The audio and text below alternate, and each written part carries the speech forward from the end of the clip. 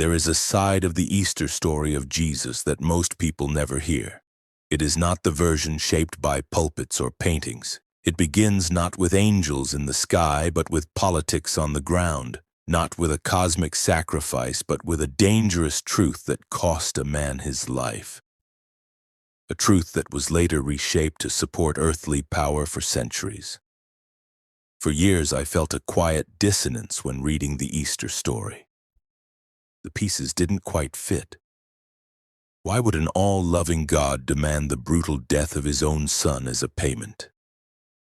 For God so loved the world that he gave his one and only Son, John 3:16. And how did the message of a peasant rabbi who spoke of a kingdom within, Luke 17:21, end up building one of the most powerful outer institutions the world has ever seen? Seeking answers led me into history, into suppressed texts, and into a fresh reading of the very scriptures we think we already understand. What I found reframed everything. This is the other side of Jesus' story. To see the crucifixion of Jesus clearly, we must see it as the first-century world saw it. Crucifixion was a Roman punishment, exclusively. This horrific death was reserved for slaves, pirates, and enemies of the state, specifically for the crime of sedition, of rebellion against Rome. The charge nailed above his head was starkly political. Jesus of Nazareth, the King of the Jews, John 19:19. In that moment, this was not a spiritual title. It was the official indictment for treason. His real threat was to the entire established order. When he entered the temple and overturned the tables of the money changers, Matthew 21:12. He wasn't just causing a scene. He was striking at the heart of a collaborative economic system where the religious elite and Roman authorities profited together. His central message of the kingdom of God was, by its very nature, a rival kingdom to the kingdom of Caesar. To the Roman governor Pontius Pilate, Jesus was an insurrectionist to be eliminated. To the local high priests, he was a destabilizing force. His execution was a classic public display of state terror. They sought to kill the man and bury the movement with him. Then came the morning that changed everything. The tomb was found empty. The disciples' absolute conviction that the Lord has risen indeed, Luke 24:34, transformed them from a frightened band into courageous proclaimers. This was the divine spark. But as the flame spread, the story of Jesus began to be shaped by new, powerful hands. In the 4th century, Emperor Constantine saw a unified Christian faith as the ultimate tool for imperial unity. The Council of Nicaea was also a profound exercise in political consolidation. Texts were selected. The Gospels we know were canonized.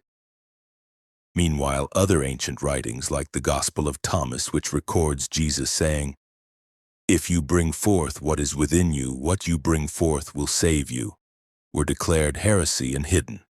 Why? Because a message that directs you inward is revolutionary and uncontrollable. It requires no institutional mediator.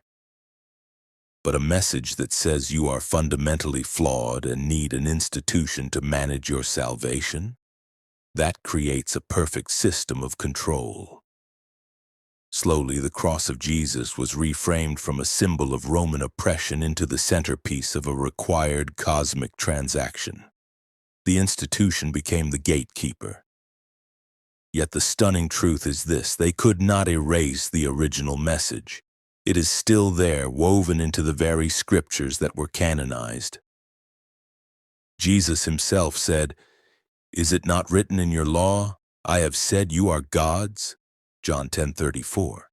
He was reminding them of their inherent divine nature. His core proclamation was, "The kingdom of God is within you." Luke 17:21 KJV. The Apostle Paul declared, "I have been crucified with Christ. It is no longer I who live, but Christ lives in me." Galatians 2:20. He described an inner transformation. And he asked, Do you not know that you are God's temple and that God's Spirit dwells in you? 1 Corinthians 3:16. The Holy of Holies moved to the human heart. This is where the story of Jesus becomes a living map for your awakening. The crucifixion is the metaphor for the death of the ego, the old self built on separation and fear. This is the body of sin that must be done away with, Romans 6:6. The resurrection is the awakening to our true nature, the Christ consciousness that is our essence. This is the new life, Romans 6:4. Jesus was the prototype, the firstborn from among the dead, Colossians 1:18, showing us the path. We must all let the small, separate self die so that the true, unified self can rise. So what does this mean for you? It means everything shifts from external to internal. Salvation is not a future reward, but a present liberation from the illusion of separation. Worship becomes embodying divine love and compassion from within, as true worshipers will worship the Father in the Spirit and in truth. John 4:23. The church is the living community of those awake to this indwelling presence. The other side of Jesus' Easter story is your personal invitation. It is an invitation to realize you are a sacred soul from whom God has never been apart. In Him we live and move and have our being, Acts 17:28. The stone has been rolled away from the tomb of your own heart.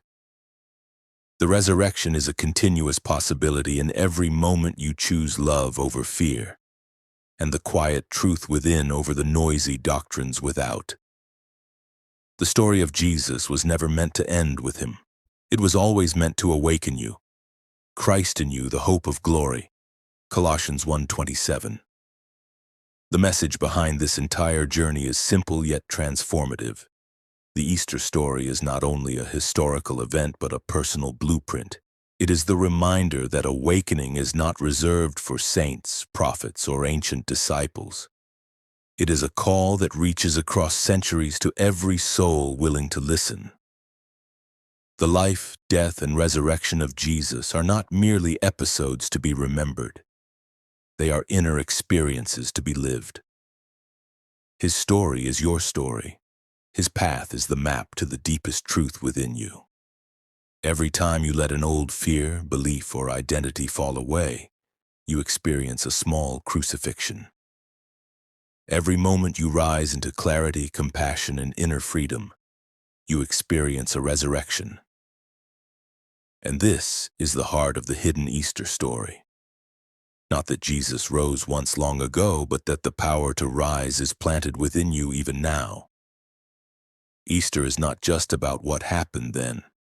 It is about what can happen in you today.